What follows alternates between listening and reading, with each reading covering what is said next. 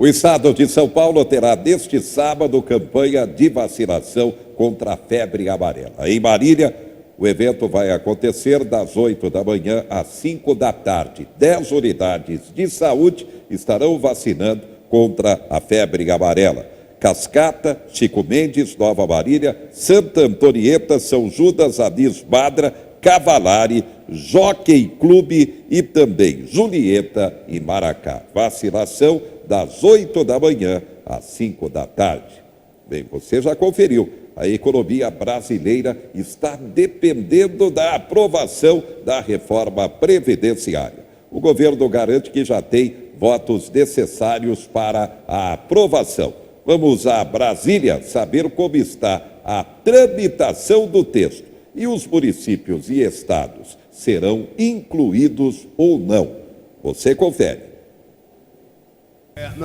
A leitura do relatório ficou para a terça-feira, depois de uma última rodada de negociação com os governadores. Os representantes do Nordeste afirmam que a reforma não é suficiente para resolver o problema do déficit orçamentário dos estados e pedem medidas complementares. O chamado Centrão, por sua vez, tem trabalhado para manter estados e municípios fora da reforma, pois avalia que, do contrário, apenas os deputados arcariam com o ônus político das medidas impopulares. Uma expectativa para que os estados e municípios possam entrar de imediato na reforma. Então vale a pena esperar até terça-feira. Por quê? Não compromete o cronograma. Ainda assim, é possível se aprovar no primeiro semestre. Rodrigo Maia, no entanto, voltou a cobrar a colaboração do governo na aprovação da reforma, depois das críticas do ministro da Economia, Paulo Guedes, às modificações impostas pela comissão especial, como a retirada do sistema de capitalização. Menos intriga, mais política e mais unidade para a gente aprovar a Previdência. Nós precisamos que a equipe econômica volte a nos ajudar, como nos ajudou até a apresentação desse relatório pelo Samuel. Até ali, o nosso trabalho em conjunto era muito forte. Precisa voltar a ser assim.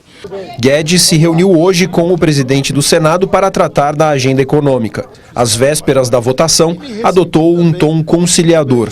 Se nós falamos de federação, de pacto federativo, desde o primeiro dia, se nós dissemos durante toda a campanha que era mais Brasil e menos Brasília, é claro que nós vamos dividir. Os governadores se comprometeram na conversa de ontem, construir, tentar buscar uma saída para ainda, que como temos tempo, tentar incorporar a participação dos estados e dos municípios na reforma da Previdência, para a gente fazer uma reforma que seja pujante e que possa atender o Brasil. Ontem, o governo liberou o cadastro digital de projetos de vários ministérios como sinal de que vai garantir o pagamento de emendas parlamentares extras, prometido aos deputados que votarem a favor da reforma da Previdência. Tá aí, vamos aguardar e torcer. O governo garante que ainda no primeiro semestre aprova a reforma previdenciária. Bem, estamos fechando a Semana Nacional e Internacional de Alerta à Dependência Química. Nesta sexta-feira, a Polícia de Marília prendeu na Zona Sul 2 mulheres que fazem parte de uma quadrilha interestadual. Pois é o tráfico cada vez maior, porque exatamente o consumo não diminui.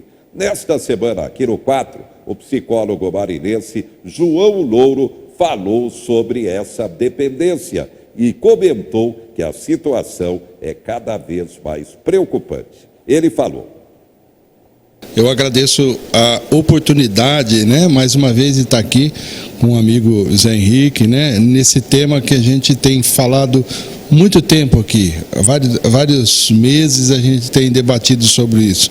Vai ser as datas, a problemática ainda continua grande. Bem, a dependência química, o tráfico é cada vez maior porque o consumo não para de crescer. Para um profissional com a experiência do senhor, com a tentativa de recuperação de dependentes, que comentário fazer, doutor João?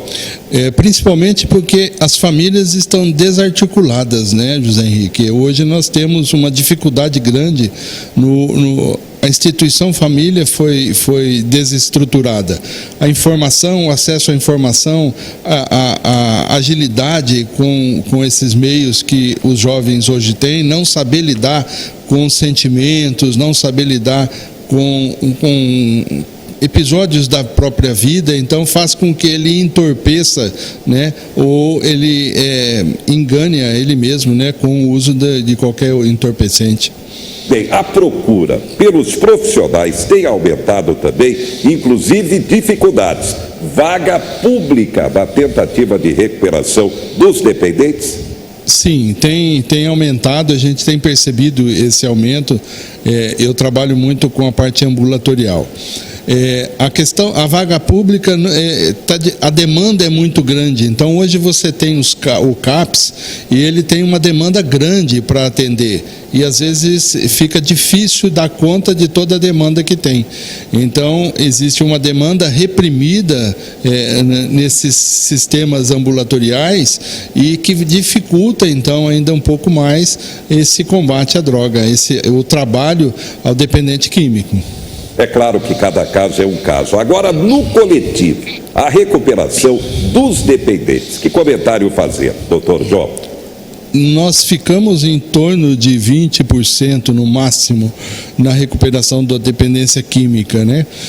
Mas eu imputo uma coisa muito importante, que é o envolvimento da família no tratamento, né? Enquanto não houver a efetivação dessa estrutura familiar no tratamento, só o dependente químico, você trabalhar só com o dependente químico, é uma ida e vinda de recaídas quase que frequente, né? Então você fica com esse indivíduo durante um período e ele volta para um ambiente, para um local doente. Certamente ele vai apresentar recaída em pouco tempo. Geralmente, a porta de entrada é a bebida alcoólica? Não tenha dúvida nenhuma. A bebida alcoólica é a porta de entrada, porque uma vez tendo esse acesso do álcool, ele tem a disponibilidade do uso, né, a facilidade do uso. O álcool, ele entorpece os controles sociais, né? Vai entorpecer o controle social e ele não leva mais em consideração aquilo que ele está tentando fazer no não uso. Então, sem dúvida nenhuma, o álcool, ele eu digo para vocês, Henrique, e a todos que estão ouvindo hoje, a dificuldade de tratar o alcoolismo é muito grande. Eu acredito que é mais difícil você tratar o dependente do álcool do que você tratar o próprio dependente do crack. Descriminalização da maconha. O assunto ficou para ser votado pelo Supremo no mês de novembro. Estamos preparados para isso? O que na prática seria isso, doutor João? Eu não acredito que estamos preparados, né? Uma vez que você autoriza o uso, né? Quando você legaliza o uso, você pode usar a fins medicinais, né? Quando você libera o uso, aí a coisa se complica, exemplo do que nós vemos hoje no Uruguai, né? E a demanda de casos crescentes de agressões e casos crescentes de problemas que a própria saúde pública não consegue controlar. Uma vez que o governo estabelece uma liberação da maconha, ele deveria plantar e distribuir. E ele não vai fazer isso porque ele não dá conta sequer do álcool. Então é muito difícil você entender que nós estamos preparados para enfrentar um quadro desse. Os Estados Unidos, que é um país de primeiro mundo, nas suas dificuldades também eles têm e é grande. E imagine a gente com os nossos recursos tão limitados na compreensão, no tratamento. Então, uma vez que o governo autoriza a liberação, ele vai cuidar disso, ele vai cuidar de plantio e distribuição. Se ele não vai fazer isso, de que forma você vai poder ter o controle? Então vai ficar da mesma forma que está o álcool, que está outras substâncias aí fora de controle. Internação do dependente químico. Palavra final agora, pela mudança de regra, do médico. Seu comentário sobre isso. nós temos duas condições. No dia 6 de junho foi autorizado, né, a internação involuntária, né, com a aprovação do médico para um período no máximo de 90 dias, que eu acho ainda muito tempo, né? Uma desintoxicação você não gasta muito tempo assim. Já existiam formas de internação, né? Você tem a internação compulsória, onde os organismos públicos podem interditar o indivíduo e fazer a obrigatoriedade do tratamento. A internação involuntária vai sobrecarregar o sistema. A minha preocupação é maior, e essas famílias que vão solicitar a internação para os profissionais, e elas vão fazer tratamento, elas vão fazer um acompanhamento, elas vão ajudar na evolução do indivíduo depois que ele sair desse tratamento. Houve uma redução de leitos hospitalares psiquiátricos em 2017, quer dizer, com essa redução, eu sou a favor da deshospitalização, mas com essa redução de leitos hospitalares, você acaba não ofertando uma condição adequada para o dependente químico, ter leito à disposição do dependente químico. As comunidades terapêuticas hoje vão fazer um papel importante e tem que haver uma vigilância nos projetos terapêuticos dessas comunidades terapêuticas para que elas possam estar desenvolvendo um papel significativo junto ao dependente químico.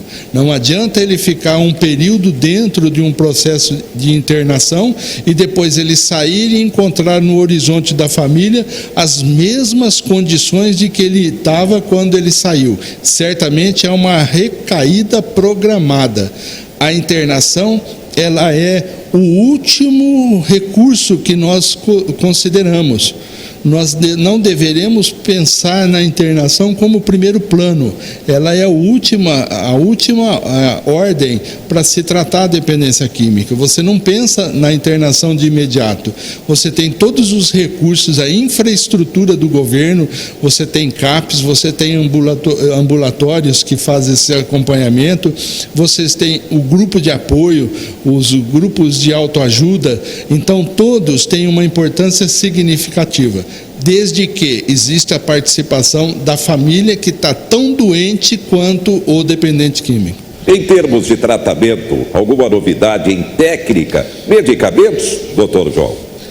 Existe a evolução, a infraestrutura, né, de medicamentos hoje ofertados são grandes, mas normalmente você não pode trocar uma droga pela outra. Você usa o medicamento para fazer a remissão de alguns sintomas que vai incomodar ou vai atrapalhar a evolução de um processo terápico. Então, nós não evitamos o uso do medicamento a não ser pontuais e um medicamento ser necessário. Bem, o senhor toca muito nessa palavra, família. Então é a palavra-chave, tanto na prevenção à dependência, como então na tentativa de recuperação. É isso, doutor João? Não tenha dúvida nenhuma, Henrique.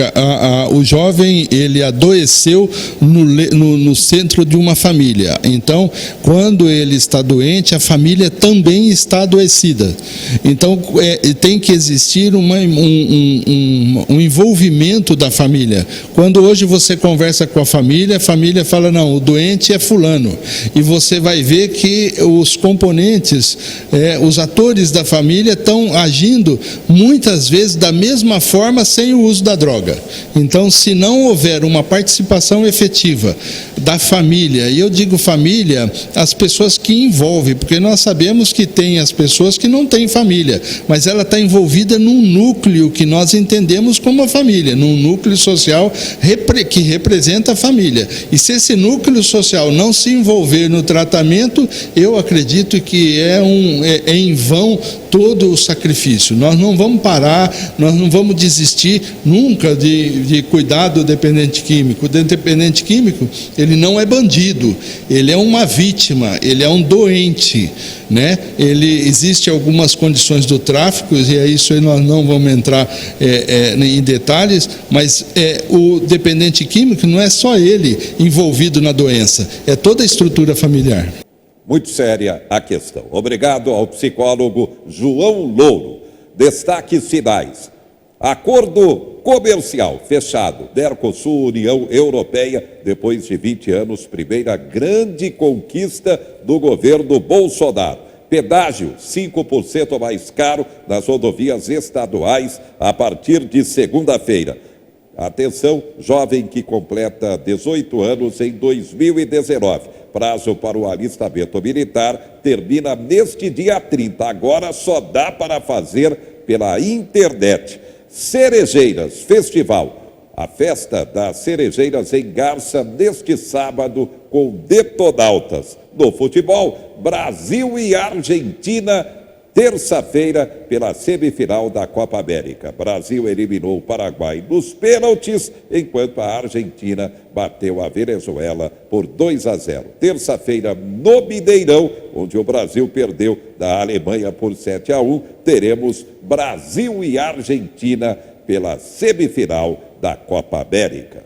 Obrigado pela sua atenção e até a próxima. Fique aqui no 4, você tem sempre a informação.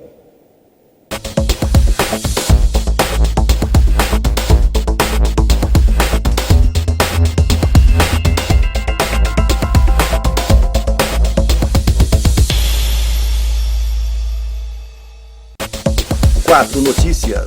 Oferecimento Unimar EAD. Tradição e qualidade ao seu alcance. Acesse unimar.br. Taust faz toda a diferença. E Menin Engenharia.